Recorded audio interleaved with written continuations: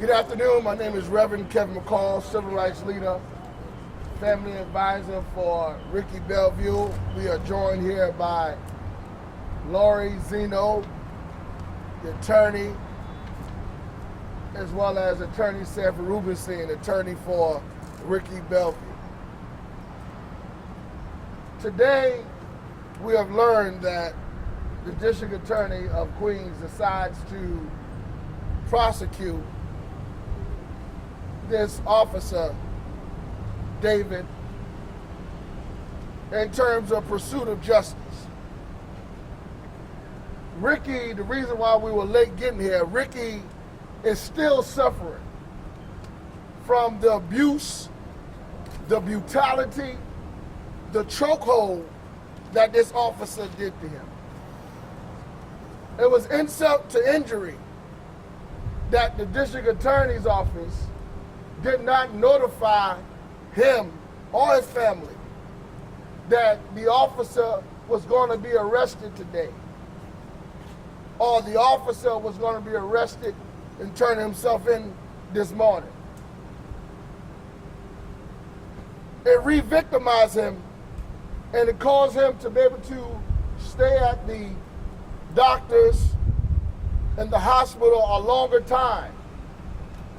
It's not a secret that he suffered from schizophrenia and bipolar issues.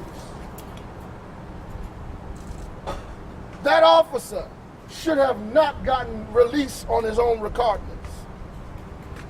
That officer should have been held with other criminals in the justice system, because on that day, that's what he acted like, a criminal. He violated the law, and he should be held to the fullest account of the law. So we are thankful that he's arrested, but we want to send a clear message that arrest is not enough, because this officer is still walking on the streets. He gets to still go to the supermarket. He gets to still go outside. He should not be looking out nobody's windows but a cell, a 4x4. The officer has a history of violating black and brown people. He has a history of causing police brutality and police misconduct in New York City. So he should be behind the bars, not celebrating or happy because he's released on his own recognizance. We need to be able to make sure that we are following the steps, because we've been here before. We've been here before in this very case with Sean Bell, where officers were acquitted right here in Queens, where officer was arrested and nothing happened. So we are not going to just sit back and allow these injustices to happen and no results happen. So yes, he was arrested. That's check one. Check two is a conviction. Check three is jail time. That's when we can celebrate. We're not celebrating until we hear the judge give him the full extent of the law. We don't want probation. We don't want house arrest. We want jail time. And that's when we'll be satisfied. That's when the black and the brown and the whites and the yellows and everybody else in this city will be satisfied. Until then, we will stand by Ricky and his family to go through this process and make sure that the powers that be held responsible. But no one can be above the victim. This happened to Ricky Bellevue, not Melinda Katz. And she has to understand that the victim comes first. And until people understand that, we elected her. The Queens residents elected her to do righteous, because we've seen many times before under DA Richard Brown, nothing happened.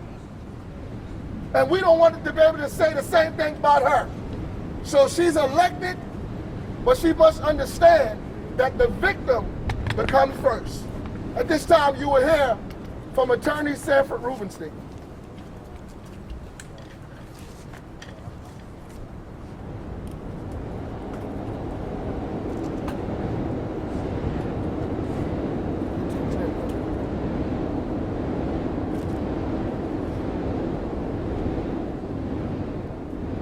Today was the first step in the march for justice for this victim. The arrest and arraignment of this police officer. But what's really important is that he be convicted and sent to jail for what he did. To set an example to other police officers that if you violate the law, you will go to jail. Ricky, who unfortunately suffers mental illness, is committed to fully cooperate with this district attorney's office in this prosecution. What's really important here is not only that these charges have been brought, that these charges be prosecuted to the full extent of the law. We feel very strongly that the governor's new statute, on which the ink is not yet dry, be enforced fully, directing that police officers, if they use a chokehold, be held accountable with a C felony with the maximum penalty of 15 years in jail.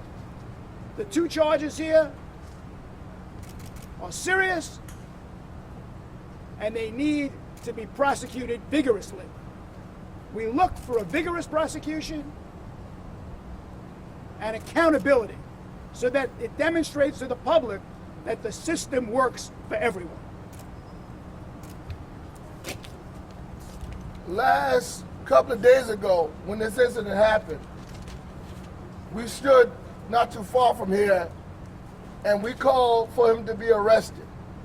And we said that if he wasn't going to be arrested by Friday, we was going to put thousands in the streets. So it lets you know that the power is in the people.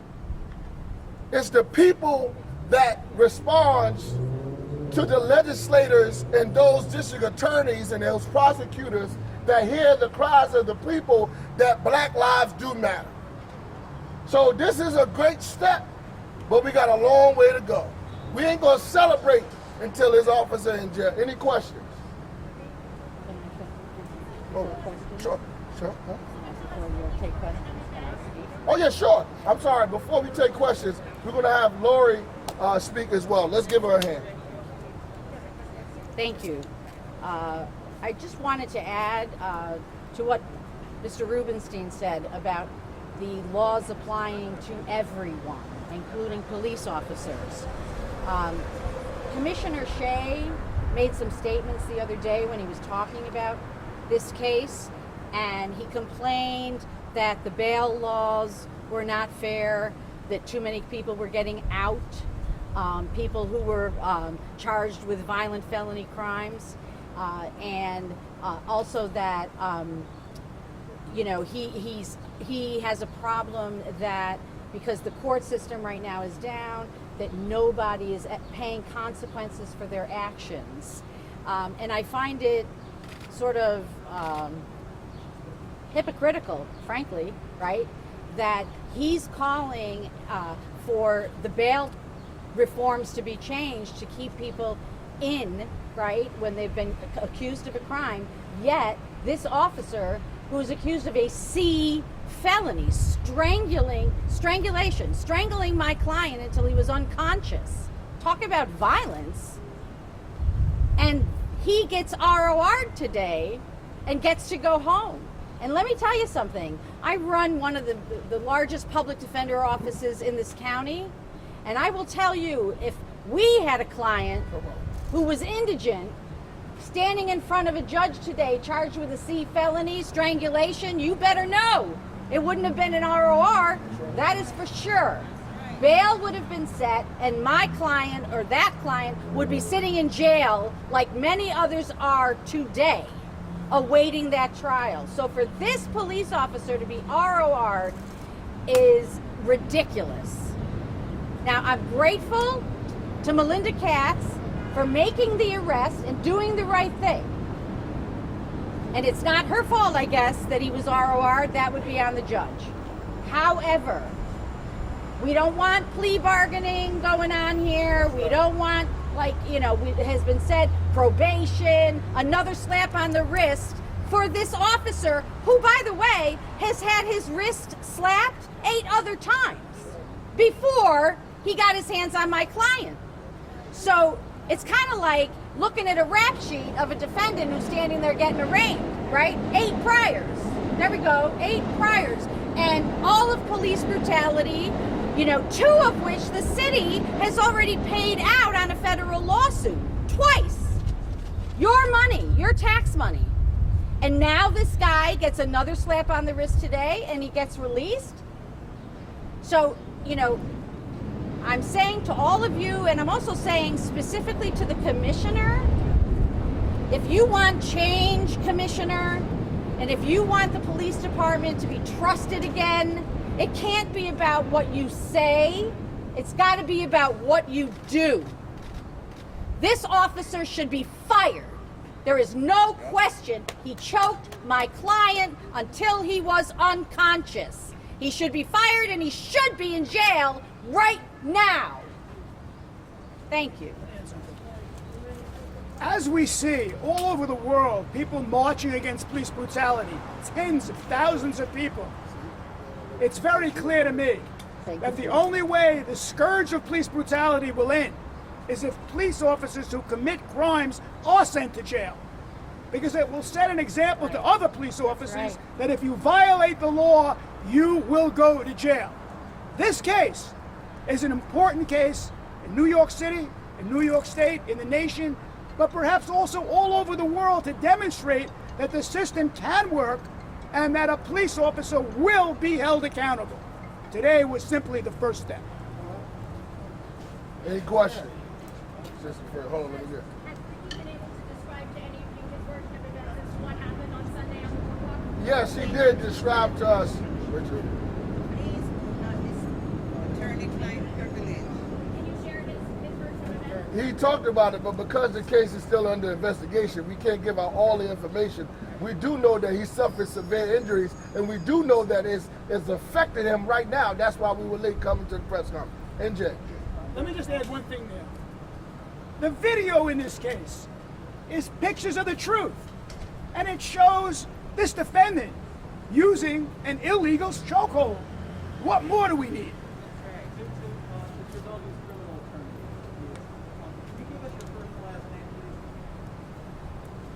Sure, Lori Zeno, Lorizeno. My question to you is, what is your understanding about why it was your client was arrested in the first place? Well, that is a very interesting question. And, you know, I urge all of you to go back and look at the videos and the body cams. I will say that the first thing I was told, the first story that I was told was that my client was on the boardwalk with a couple of other people, being disorderly, kicking and throwing cans at people. And that's why the police officers went to the boardwalk to begin with. The problem with that is when you got to the scene, there were no cans and no bottles. So that became a problem, right? And ultimately what came out later is the officers recognized my client. They said, oh, that's the bipolar guy from the other day, right? So I'm like, the other day? What happened the other day?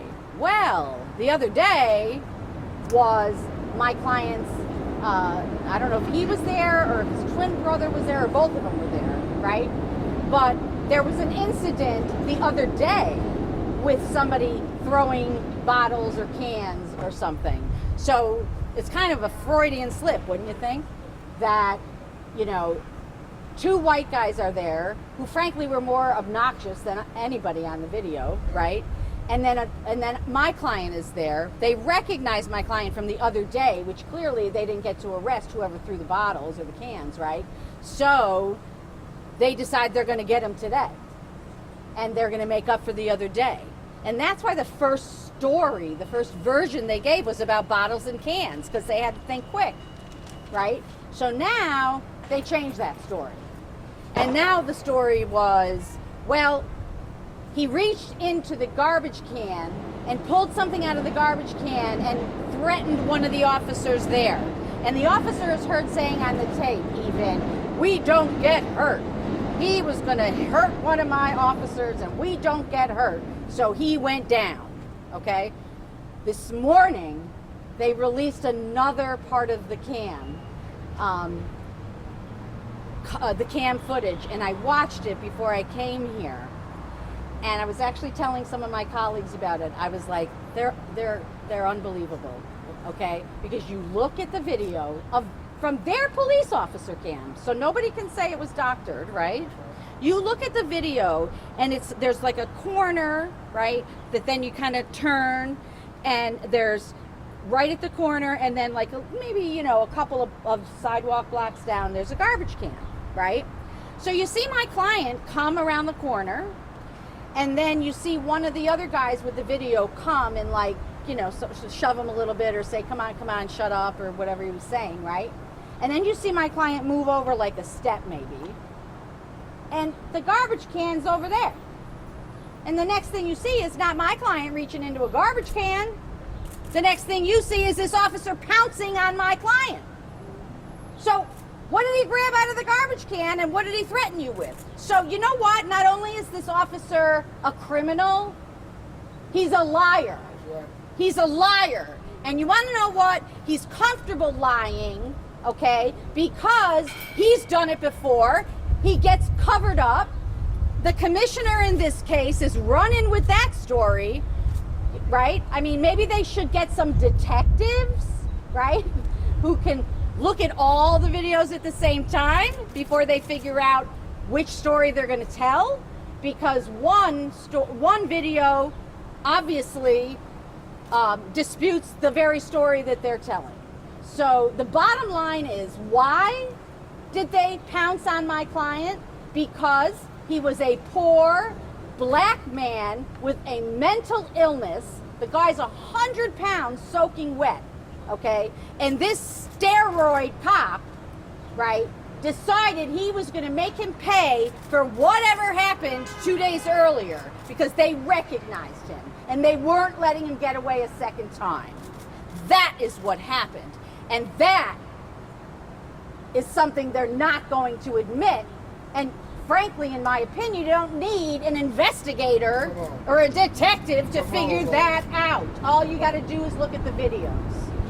They speak for themselves. The commissioner on Monday, in saying that he swiftly suspended this officer without pay, said also people should be condemning your client and the two others, their behavior, and his officers practiced extreme restraint. Can you just respond to what he said Monday, the commissioner? Many times when these things happen, they like to dirty up the victim and put the emphasis on the victim. This ain't about Ricky. It's about that rogue thug cop, Officer David, who shouldn't be a subject of conversation because he should be in jail. So it's not about Ricky. It's not about what he was saying or doing. It was about the injustice and the something that was illegal that he did, which was the chokehold. It was banned, now it's illegal, and he should be in jail. Point, end of discussion. It shouldn't be about Ricky. We know the history already about Ricky in terms of his mental stuff, but it's not even about him. It's about the cop who did an illegal act, who should be arrested. Any other questions? Also, I want to just add to NJ's question, is that the district attorney declined to prosecute. So there's no charges against Ricky. So even to your statement about the commissioner talking, it's just him just talking. He's just releasing off gas because there's nothing that is tangible. He's not being charged with anything. So the commissioner decided to just talk and release some gas that he had and release some gas that he had to talk gibberish because there's no charges being held by Ricky.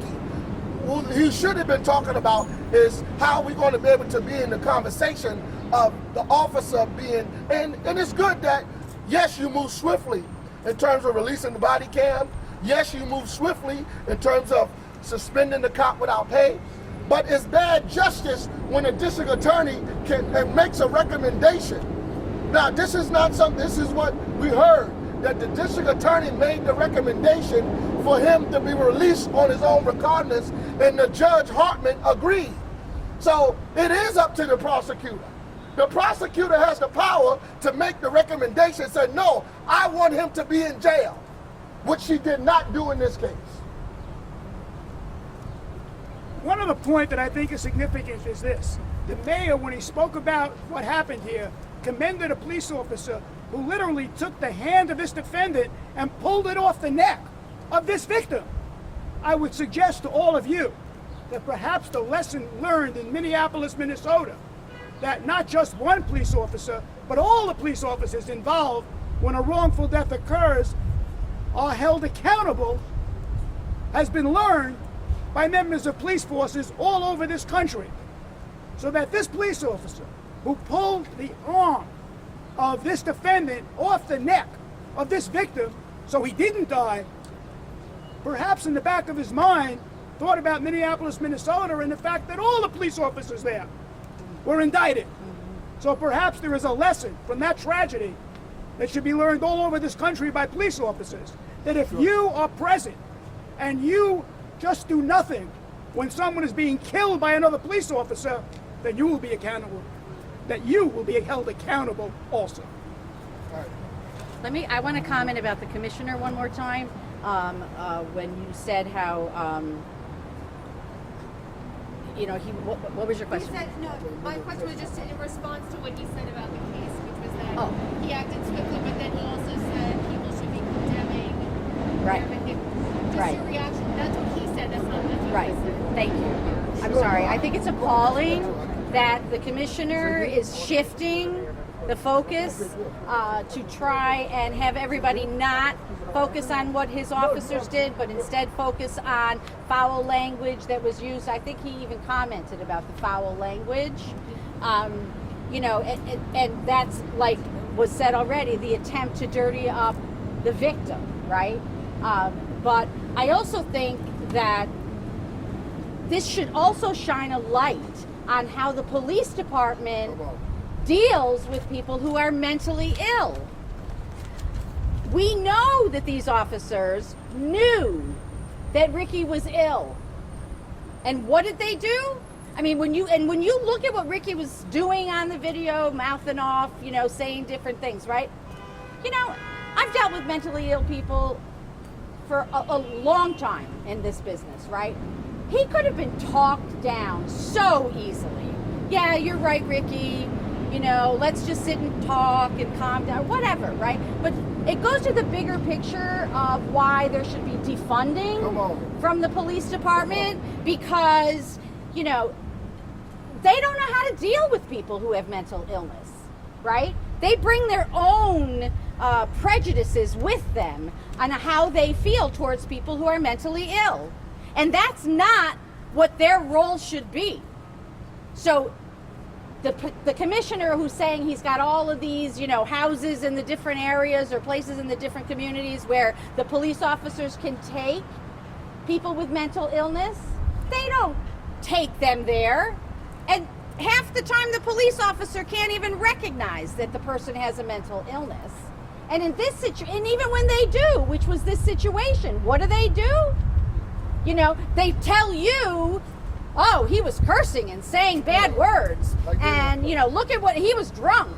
And and so that made it okay for his officers to pounce on him, beat him up, choke him till he was unconscious. What does that have to do with it? I think even when in that statement, the commissioner even said, not that this is relevant, but, yeah, that's right, Commissioner. It has no relevance here at all, except for your attempt to dirty up a mentally ill person who lives in this city. And that is outrageous. And it's proof that the police department has no idea what to do with people who are mentally ill, and they have no business dealing with them at all.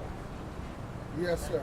So you touched on this a little bit, but the ADA suggested that the officer be ROR'd because he did not, he wasn't a flight risk. What are your thoughts on that? And what do you think bail should have been set to? If you do think it should have been set at all? He should have the full extent of bail of it is because of the simple fact that this officer has a history. Damn the flight risk. He has a history of ripping people's behind as a police officer. He has a history. He already cost this city and the state money through lawsuits. He's a risk to himself. He should not have been released on his road recognizance. That shouldn't have been a topic of discussion. A bail should have been set. So just like in other cases, but to release him on his own recognizance is a slap in the face of us, it's a slap in the face of Ricky, and it's a slap in the face on them other 8 cases that he has gotten away with, and he cost the city money on. So it should have been something. You gotta, if you want to set a precedent in New York City, if the police department and the district attorney, if y'all want us to believe in the system and believe that it will work, and Black Lives Matter and Latino Lives Matter, if you want to be able to say those things, then you have to do it by actions, not just paint Black Lives Matter on the street, not just change the names, not just remove statues, but actually show in your actions. And the actions today would have been saying, here's a bail and the police officer is in jail. Ricky has to go to sleep. The residents of Queens has to go to sleep knowing that this officer is out on his own recognizance. Any questions? Thank you very much. Thank you. Sir, could you say and spell your name? Reverend Kevin McCall, KEVIN-MCCALL. Thank you. What was our last question? Right now, the focus of Ricky and his family is this criminal trial. Once the criminal trial is resolved, and we hope with a guilty verdict and a sentence of jail, they will then look at civil remedies. But right now, that's not their focus. Their focus is getting justice. That's right. And justice means that this police officer be held accountable for what he did.